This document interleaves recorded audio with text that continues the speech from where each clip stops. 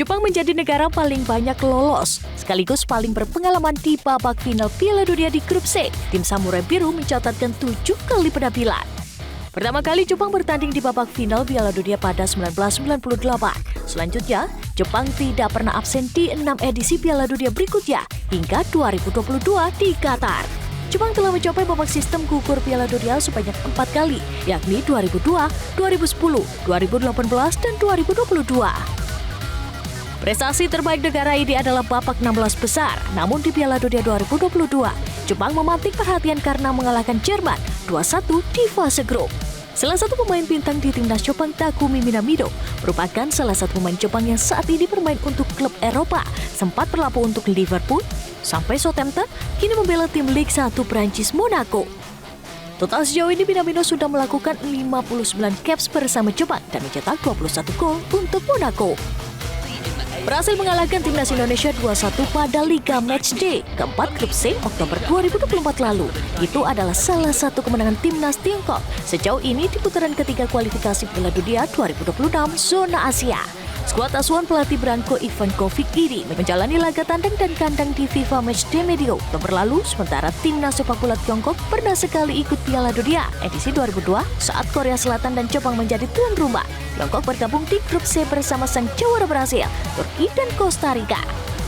Meski Tiongkok masuk ranking 100 besar, kondisi negeri tirai bambu sedang tidak baik-baik saja. Setelah mengalami liga kekalahan beruntun sejak awal putaran ketiga kualifikasi Piala Dunia, Tiongkok sempat dipantai Jepang 7-0, kalah dari Arab Saudi 2-1, dan Australia 3-1 dari 3 laga yang sudah dimainkan. Tiongkok kebobolan 12 kali dan baru mencetak 2 gol.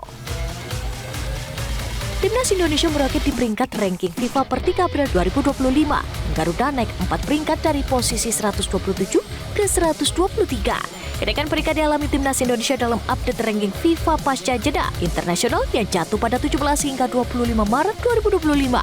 Dalam periode tersebut Garuda memainkan 2 laga di ronde 3 kualifikasi Piala Dunia 2026. Timnas Indonesia mempunyai kedalaman skuad yang saat ini dihuni oleh banyak pemain keturunan yang berkarir di Eropa. Para pemain keturunan itu membuat skuad Garuda naik level. Para pemain berkontribusi untuk timnas dan level lebih tinggi.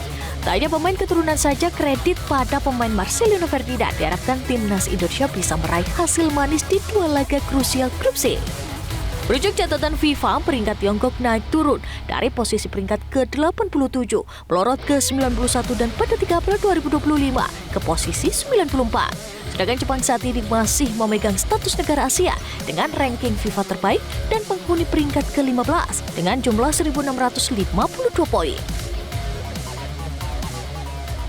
Lalu pemirsa, bagaimana perkembangan dari pemusatan pelatihan Timnas Indonesia dan bagaimana peta kekuatan antara Timnas Indonesia dalam pemusatan latihan di Bali United Training Center?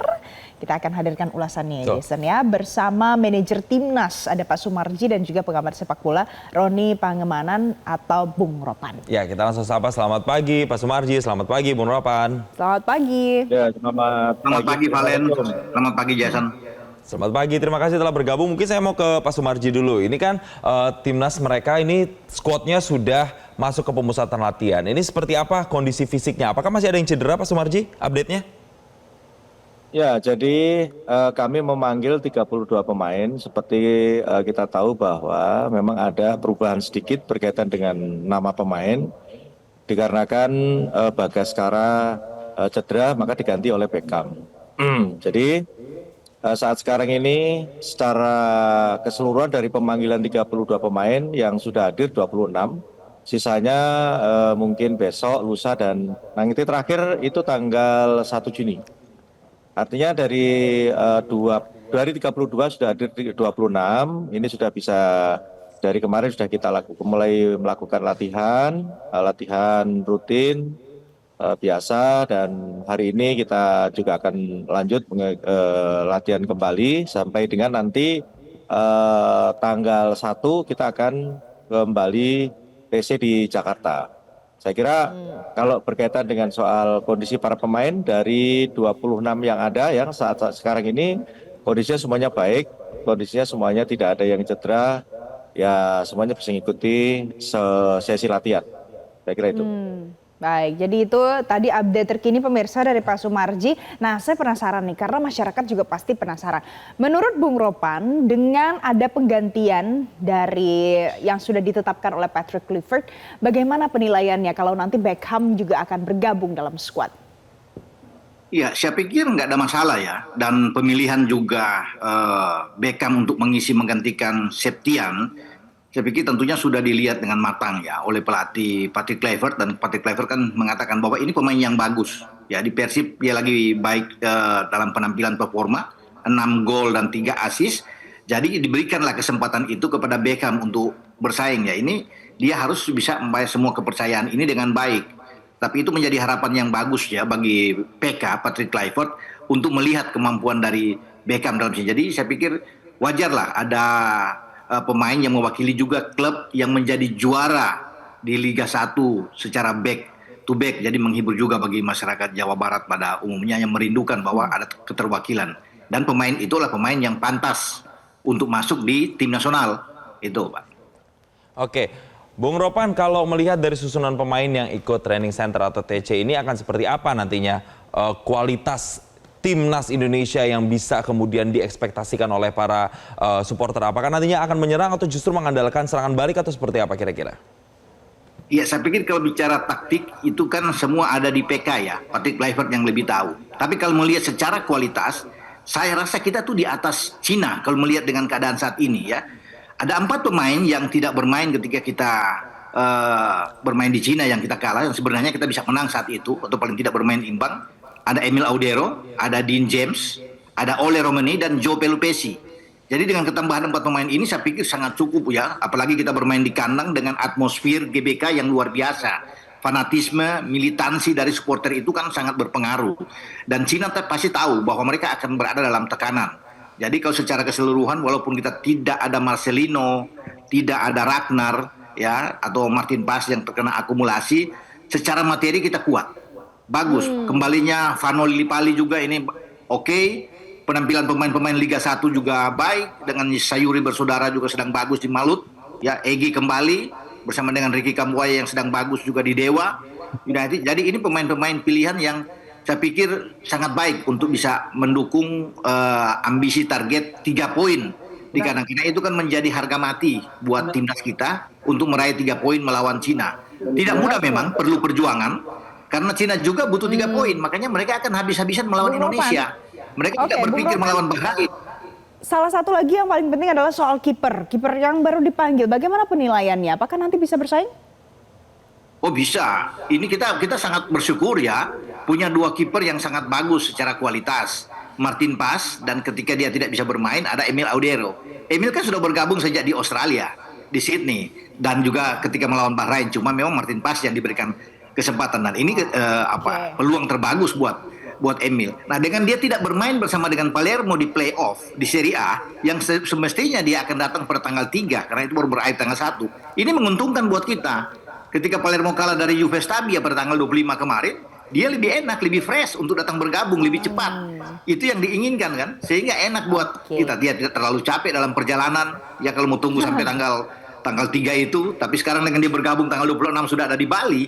Saya pikir kita oke, dan itu yang diinginkan oleh Patrick Kluivert, menciptakan chemistry yang baik di semua tim yang ada, dan persiapannya waktu yang panjang kan bagus buat jadi kita. Gitu. ada keuntungannya untuk kita. Baik, jadi tadi saya agak tergelitik soal ketika Bang Ropan ngomong soal chemistry. Saya balik ke Pak Sumarji. Jadi pemusatan latihan atau training center di Bali ini fokusnya nanti apa nih Pak Sumarji? Apakah kemudian membondingkan lagi para pemain, artinya chemistry-nya atau penekanan pada fisiknya, atau lebih spesifik kepada bagaimana strategi dan taktik nanti melawan Jepang dan juga Cina? Ya, jadi yang nomor 1, yang utama dulu adalah bagaimana membangun chemistry. Itu penting sekali, karena apa? Karena kalau berkaitan dengan taktik strategi itu kan mengiringi. Yang utama bagaimana chemistry para pemain ini kembali utuh, kembali bangkit dan semangat untuk menyatukan diri, ini yang kita utamakan dulu. Setelah itu baru bagaimana fisiknya para pemain, selanjutnya baru taktiknya seperti apa, semuanya. Beberapa hari kumpul, beberapa hari ketemu, semuanya kondisinya sangat sangat menyenangkan lah kondisinya para pemain, happy. Itu salah satu hal yang terpenting. Dan selanjutnya kan tinggal bagaimana para pelatih khususnya dari para asisten dan juga coach PK sendiri untuk bisa membawa sesuatu hal yang lebih baik lagi, terutama bagaimana taktiknya menghadapi Cina nanti bisa diterapkan dengan baik, bagaimana fisiknya para pemain itu semakin meningkat. Nah, ini semua kan tentu di saat TC inilah yang kita ramu jadikan satu. Chemistry ada, mental ada, fisik ada, taktik sudah dibuat sedemikian rupa sebagus mungkin dengan menganalisa dari kekuatan lawan, sehingga kita meyakini di tanggal 5 nanti ya memang harus berbeda tampilnya seperti itu. Baik, tadi kita sudah bahas soal kesiapan tim, internalnya sudah. Nah, saya masih penasaran sebenarnya nanti pengamanannya bagaimana untuk tanggal 5 Juni 2025 di Stadion Utama Gelora Bung Karno, Jakarta. Pemirsa, ke Pak Sumarji, tapi Bung Ropan, Pak Marji, kita jeda terlebih dahulu. Usai jeda baru dikasih jawabannya. Tetaplah bersama kami.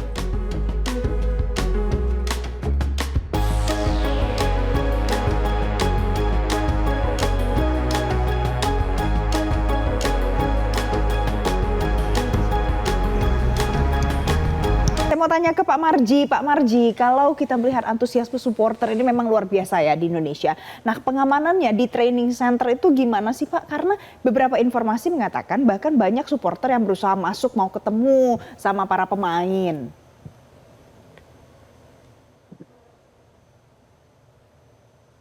Pak Marji, mohon maaf kayaknya audionya belum di-unmute. Ya. Nah, ya, jadi begini, memang gimana, sudah Pak? jadi kebiasaan kami, standar operasional kami bahwa berkaitan dengan soal pengamanan para pemain, ketika nanti bergeser dari Bali ke Jakarta, mulai dari Bandara Suta, tentu sudah pasti kita amankan dan timnya sudah siap seperti tim yang sudah. Selanjutnya nanti di Fairmont juga demikian, kita akan amankan dan kita memang sudah menempatkan pada lantai masing-masing, satu lantai pemain, satu lantai official, dan itu tidak boleh orang lain, sudah kita blok ya, tidak boleh orang lain itu menempati dalam satu lantai. Karena apa? Karena kami menginginkan kepastian, ingin memastikan bahwa para pemain kondisinya itu dalam kondisi yang sangat baik, tidak ada gangguan dari mana-mana. Karena ini penting sekali. Kalau tidak kita blok dari awal, tentu ini pasti nanti banyak sekali masyarakat atau supporter yang ingin bermalam di hotel, lantas nanti minta kamar yang lantai yang lantai dengan para pemain. Nah, ini akan jadi problem di kami. Selanjutnya berkaitan dengan pengamanan yang lain, sesuai SOP yang ada, yang sudah kami terapkan, tentu di masing-masing lantai yang di situ ada pemain, lantai pemain dan juga ada official, itu kami tugaskan petugas security, baik dari kepolisian dan juga security yang memang sudah kita ambil dan sudah bekerja sama dengan PSSI. Ada unsur keamanan yang memang sudah disiagakan begitu ya Pak Sumarji. Tapi kalau berbicara kemarin juga sempat ramai ada influencer-influencer yang dianggap ini kayaknya mengganggu fokusnya dari para pemain timnas. Mereka disuruh bikin konten dan segala macam. Itu yang kemudian membuat para pemain itu tersita waktunya, tersita energinya. Ini seperti apa Pak Sumarji? Ya, itu kalau kejadian yang di Australia itu banyak teman-teman datang ke lobi hotel, dan mungkin ada beberapa pemain yang dia nemui keluarga dan sebagainya, itu dipakai momentum itu untuk saling tanya-tanya. Nah, harapan kami kejadian-kejadian yang dulu-dulu jangan diulang-ulang kembali, terutama kalau kaitannya dengan mau menaikkan konten dan lain sebagainya. Sehingga jangan sampai buat konten-konten itu dilaksanakan di lobi hotel ataupun di tempat-tempat yang memang di situ tempat bertemunya pemain dan keluarga. Sehingga saya berharap sekali kepada teman-teman semuanya untuk betul-betul saling menjaga. Artinya apa? Artinya kami ini kepingin betul-betul fokus pada titik hal apa yang harus kita lakukan, ingin betul-betul pemain tidak terganggu, karena memang fokusnya kita harus menang melawan Cina. Karena tidak ada kata tidak menang, draw pun jangan, harus Seperti itu. Harus menang. Jadi jangan sampai nanti ada yang mengganggu kiri dan kanan dari sisi pemainnya. Nah, Bung Ropan, kita bahas sedikit saja secara ringkas. Jadi kalau kita melihat nanti tanggal 5 Juni, peta kekuatan Cina itu bagaimana sih? Iya, Cina tetap, saya udah bilang tadi, Cina itu datang bukan untuk mencari imbang. Mereka ingin menang melawan kita, karena hanya dengan kemenangan melawan Indonesia, peluang mereka untuk maju ke putaran keempat terbuka. Karena terakhir mereka akan menjamu Bahrain. Di Bahrain mereka menang. Makanya mereka menganggap adalah duel hidup mati buat mereka adalah di GBK. Ya mereka tahu mereka akan dalam tekanan, tetapi kalau melihat dengan Cina, saya pikir kita bisa mengambil kesempatan untuk bisa menang. Mereka juga tidak akan mungkin untuk langsung keluar untuk menyerang lawan kita. Itu akan menjadi bumerang buat mereka. Mereka pasti akan lebih banyak menunggu. Nah, kita bermain di kandang tentunya harus keluar, harus lebih menekan mereka karena kita butuh gol. Ya, jangan sampai Cina bikin gol duluan. Ini agak sulit buat kita. Mental pemain itu bisa terganggu. Tapi kalau kita bisa membuat gol lebih awal, itu akan jauh lebih bagus buat kita. Dengan Cina memilih mereka akan menunggu serangan seperti yang mereka lakukan mengalahkan kita di Cina, kan mereka lebih menunggu. Mereka tidak menyerang. Mereka membiarkan kita untuk bisa menguasai ball position, tapi mereka dengan 2 kali counter dapat gol. Tapi kalau di GBK, saya pikir kita punya kesempatan. Untuk dengan kualitas pemain kita yang bagus, dengan Patrick Kluivert tentunya sudah menyiapkan. Berarti strateginya kita harus bermain menekan di awal ya, supaya kita bisa mendapatkan gol dan setidaknya secara psikologis itu bisa lebih membakar semangat untuk kemudian bisa menekan tim lawan nanti pada pertandingan tanggal 5 Juni mendatang. Terima kasih Bung Ropan, pengamat sepak bola dan juga manajer Timnas Indonesia, Pak Sumarji. Terima kasih telah Bung bergabung. Ropan, terima kasih. Jelajahi cara baru mendapatkan informasi. Download Metro TV Extend sekarang.